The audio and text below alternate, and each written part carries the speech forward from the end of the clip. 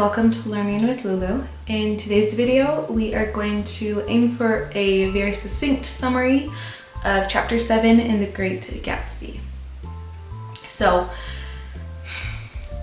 very simply put, this is a chapter that shows how badly Tom, Daisy, and Gatsby need therapy. That being said, Gatsby and Daisy's affair is continuing because Gatsby is so invested in putting his energy into continuing to win and keep Daisy. He is no longer throwing his big extravagant parties. As I have said in previous videos, the parties were primarily a means to draw Daisy closer to him. So he calls those off. Rumors about his origins are still circulating. Remember, I believe it was last chapter, he had a random journalist show up at his door and say, do you have any comment? And they actually didn't know what they were asking about, but they were just hoping that question would kind of get some information. All of that gossip, all of the stories going around has led Gatsby to fire most all of his current staff so that in-house knowledge doesn't continue to permeate out into the wider community. Most of the new servants that he does take on are kind of shady, connected with the Meyer Wolfsheim guy. That is what's happening with Gatsby's hosting of extravagant parties. It is summertime, and our narrator Nick, on what he describes as the hottest day of the summer, takes a train over to East Egg and is going to Tom and Daisy's house over on East Egg. And to his surprise, not only are Tom and Daisy there, but Jordan and Gatsby are also there. So Gatsby is at Daisy's house, or hanging out with Tom. Tom still doesn't like him. Now, during their time at the Buchanan's house, there is this moment where the nurse brings in Tom and Daisy's daughter.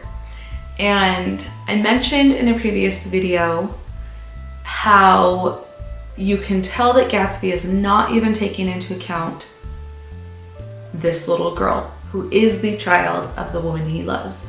So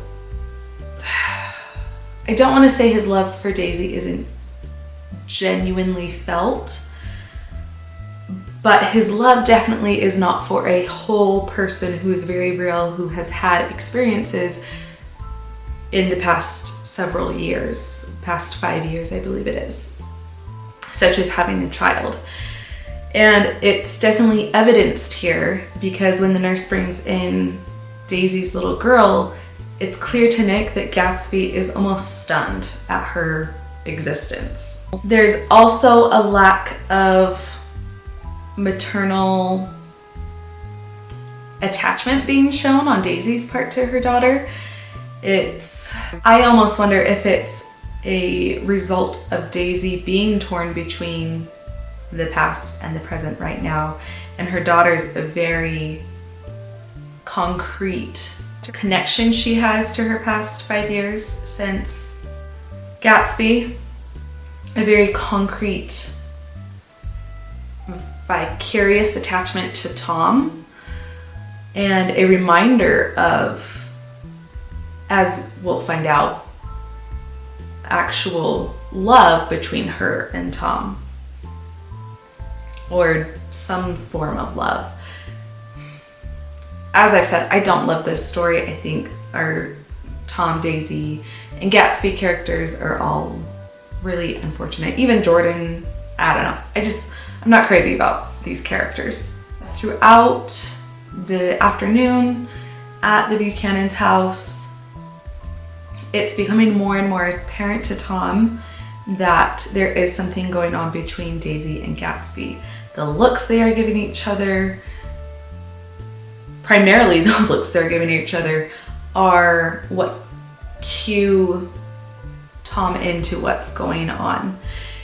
Daisy says that she's bored and that they should go into the city all together.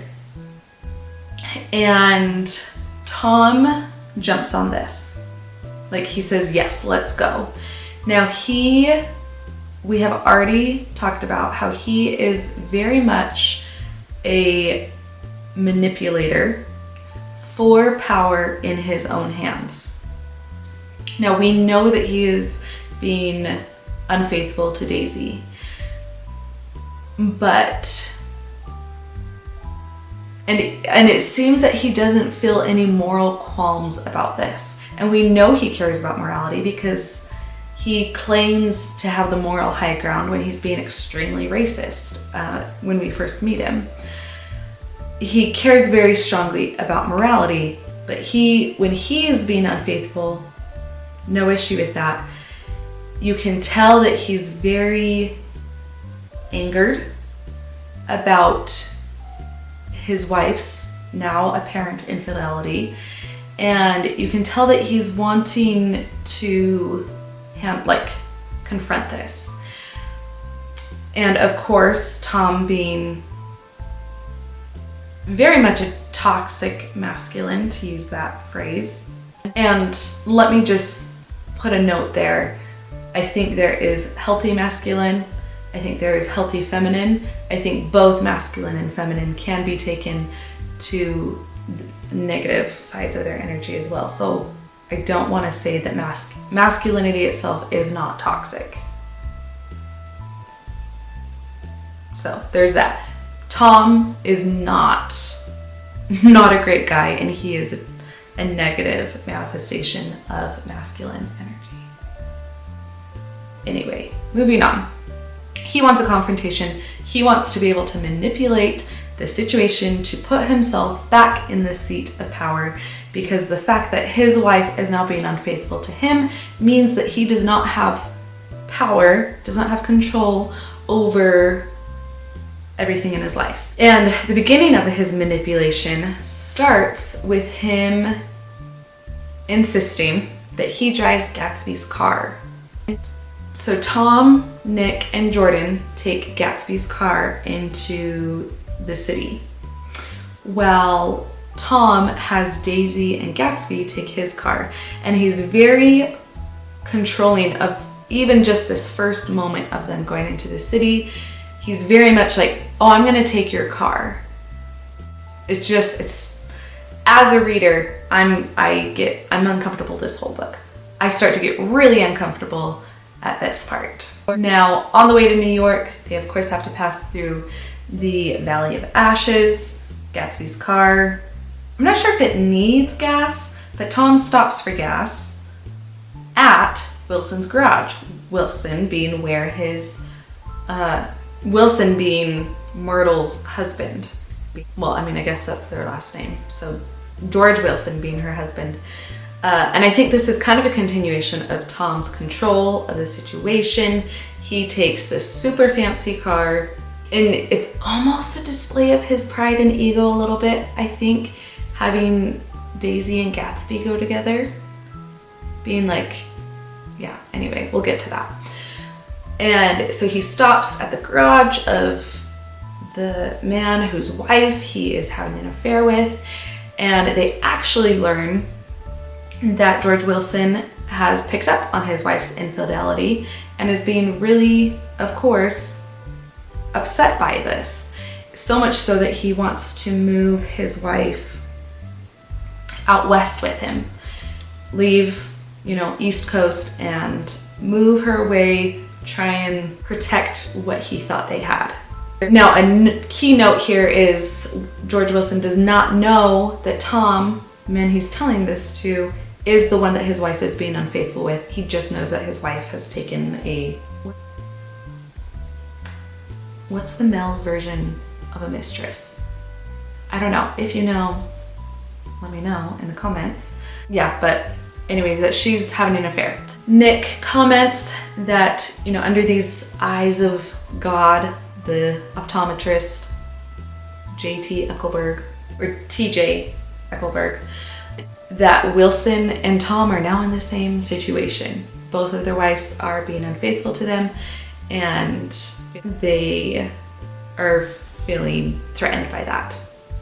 Tom, however, more so, because even though he's already in the process of trying to manipulate the situation so the power is back in his control, not only is his wife potentially in danger of being taken from him, so is his mistress. He suddenly has no female counterpart that he can control, or at least he's in danger of losing both of them. And so his level of neuroticism or anger even is just being stacked higher and higher. The whole group gets to New York City.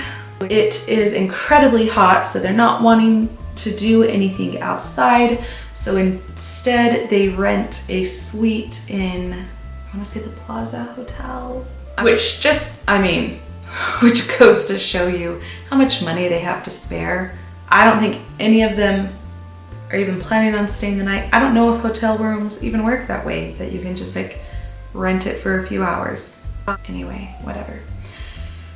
But they get a room there. It's still incredibly hot. There's some conflict around that, and I think Tom is complaining about it, and I think it's Daisy is the one who says like, you're the one that said like, yeah, let's go, and then because she had suggested it, but then Tom was the one that was like, we're doing this. I know from personal experience, when I am uncomfortably hot, like the temperature is unbearably warm, my emotions are definitely more confrontational. I do not handle things well. And I think that kind of plays into what happens next. Tom starts to pick a fight with Gatsby. He criticizes how Gatsby calls people old sport. He questions the validity of Gatsby being an Oxford man, to which Gatsby's like, I was at Oxford for a few months, with the army. And Tom is just picking apart Gatsby, picking apart the lies in his origin story. And also, Tom had started to dig a little bit into Gatsby's source of wealth since their last meeting when he was out riding with the Sloanes and got a drink. He did start to look into Gatsby a little bit, and what he has discovered is illegal money-making activities. He is bootlegging. So this conflict about character and honesty is happening, and then Tom cuts straight to the point and asks like, what are you doing with my wife? He calls them out on the affair. And it gets so uncomfortable because Gatsby says that they are in love, and that Gatsby says Daisy has never loved you. Now, I don't know if Daisy has said this exact thing to Gatsby in private, and our narration from Nick does not know that, but Gatsby takes it upon himself in that moment to say that to Daisy's husband, Tom. Tom, he does have the upper hand in this fight because he does take into account the past 5 years of his and Daisy's life. He says to Daisy and Tom, Tom says to Daisy and Gatsby that Tom and Daisy share a history and have shared moments of love that Gatsby can't possibly hope to compete with, can't possibly understand. And it's almost like he's saying like, yeah, our marriage has issues, but we do love each other. And you see Daisy starting to, if not physically, emotionally start to draw further and further away from Gatsby and draw closer to Tom. I, as a reader and as someone who kind of understands the economical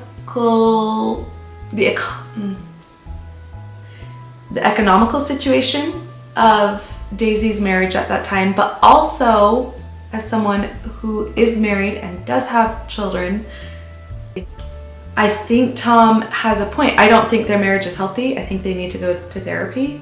I don't think they should stay together. I think Tom's a jerk. But there is something to having a child with someone, possibly. If you completely disagree, comment down below. But I think there is something to what Tom is saying.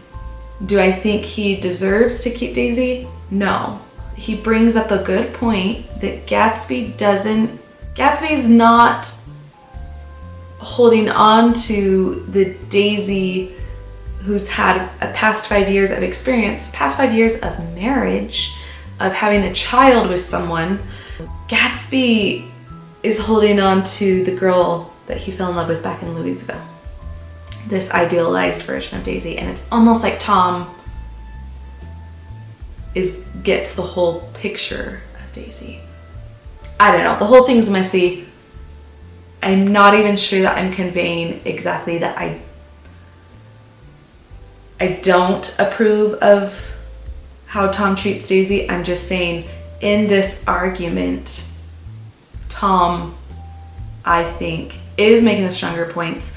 I think Daisy recognizes that. I think she recognizes that if her marriage with Tom falls apart, her standing in society, her finances, especially now that it's becoming apparent that Gatsby's finances are a bit shady, you know, her security in life, which security is very important, especially for women still, but throughout history when economy has not been leaned in favor of women's financial rights. I think she's seen that she is more secure and safe with Tom, even as insecure as his fidelity, like how unstable his fidelity is. It's just this whole mess. Anyway, Tom starts to get the upper hand in this fight, and Daisy is drawing closer to him. And Tom knows this. He then, in his manipulative power play way, it's almost, in order to show how confident he is that he has now won this fight, he lets Gatsby and Daisy drive back to Long Island, just to prove, like, you have nothing on me now, Gatsby. I've won her back.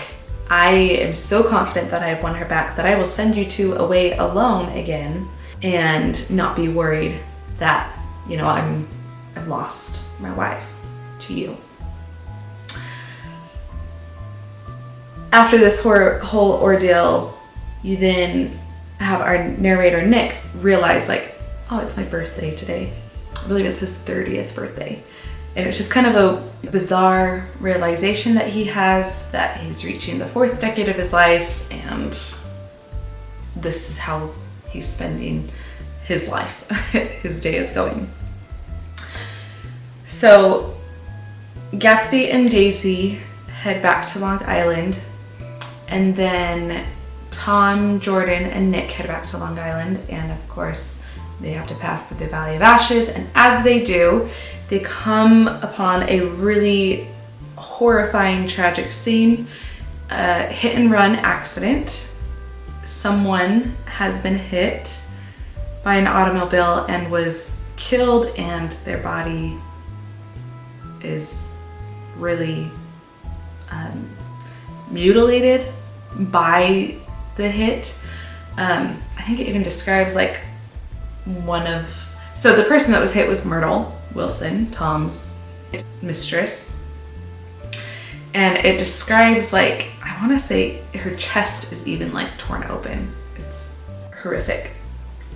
And they learned this from a Greek restaurant owner next to Wilson's garage, whose name is, and I'm sorry, I'm not entirely 100% sure how to pronounce it. It's like Michael with an I-S at the end. It's like Michaelis or something like that. He tells them it was Myrtle Wilson who was hit, and you can see immediately that Tom is affected by this.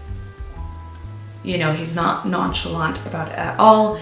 He's very upset, and even George Wilson picks up on this. This Greek restaurant owner, he says it was a car coming from New York who hit her and then just took off.